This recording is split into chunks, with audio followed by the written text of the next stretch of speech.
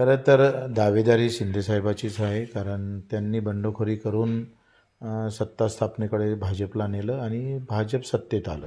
जब तक बॅलेट नाही तब तक चुनाव नाही. विधानसभेचे निकाल हाती आले असताना राज्यामध्ये अनेक दिग्गजांना जो आहे तो पराभवाचा सामना करावा लागला. अशातच अमरावती जिल्ह्यातील अचलपूर मतदारसंघाचे जे आमदार होते बच्चू कडू यांनी सलग 20 वर्षापर्यंत त्यांनी या ठिकाणी आपलं प्रतिनिधित्व केलं होतं. मात्र त्यांना यावेळेस पराभवाचा धक्का मिळाला आहे. आपल्यासोबत बच्चू कडू आहेत. भाऊ, काय सांगाल, काय नेमकी कारण होती पराभवाची? एकतर धर्माधर्म युद्ध इथं दाखवलं गेलं. मुस्लिमांचा फतवा आणि हिंदूंचा बटेंगे तो कटेंगे. या धार्मिक लढाईमध्ये, झेंड्याच्या लढाईमध्ये आमचा सेवेचा अजेंडा आणि झेंडा थोडा थांबलेला दिसतं. कामाची पारख नाही. मला वाटतं एक रेडवा गाव आहे, आम्ही तिथं पाहिलं आहे का सगळे रस्ते, सगळे मंदिरं, सगळे सभागृह, तिथं शाळेचे सगळे काम आम्ही केले. आणि मतदानाच्या वेळी जेव्हा पाहायला गेलो होतं तेव्हा आम्ही मागं पडलेलं दिसतंय. अशा अनेक गावं, घाटलाडकीसारखे गावं मोठे मोठे, जिथं 70-80 कोटी, 100 कोटी एका गावात आपण निधी दिला, पण तिथे यश आलेलं दिसत नाही. अखेर झेंड्याचं राजकारण जिंकलेलं दिसतं आणि सेवा इथं हरली, अशीच एक प्रतिक्रिया येत आहे. तुम्ही ईव्हीएम जे आहे त्याच्यावर शंका उपस्थित केली होती. राज्यामध्ये अनेक ठिकाणी ज्या ईव्हीएमच्या शंका उपस्थित केल्या जातात, तुम्ही कसं बघता? बरेच ठिकाणी लोक बोलून दाखवतात का आम्ही मतं मारले, ते गेले कुठं. लोक रडून रडून सांगतात, शपथ देऊन सांगतात, आणि ते मतं मात्र त्या मतपेटीत दिसत नाही.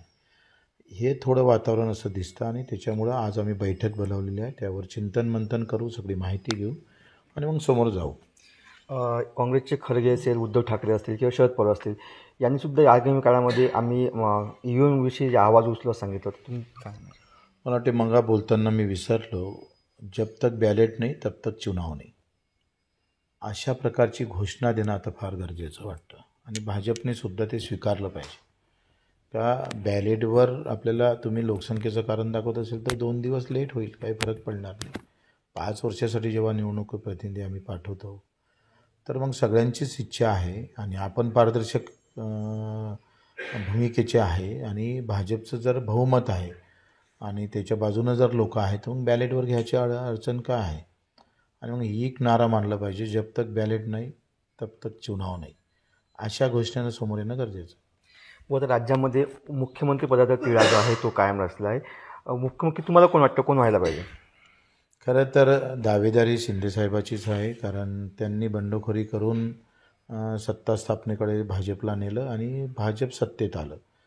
नाहीतर ती 2 वर्ष जर सत्तेत नसतं तर आज चित्र वेगळं राहिलं असतं. त्याचं मुख्य जर आम्ही पाहतोय का या सत्तेत येण्याचं कारणच शिंदेसाहेब आहे आणि त्यांनी जे भूमिका घेतली त्यामुळे ते सत्तेत येऊ शकले आणि त्याच्यामुळे ते दावेदार आहे.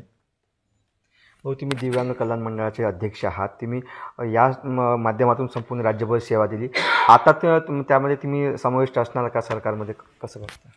ते आता आम्ही लोकमत घेत आहोत. उद्या 29ला आमची जिल्ह्यातल्या सगळ्या जिल्हा प्रमुखांची बैठक उद्या YB चव्हाणला आहे 29ला, आणि 2 तारखेला काही निवडक कार्यकर्त्याचं अधिवेशन शेगावला ठेवलं आहे.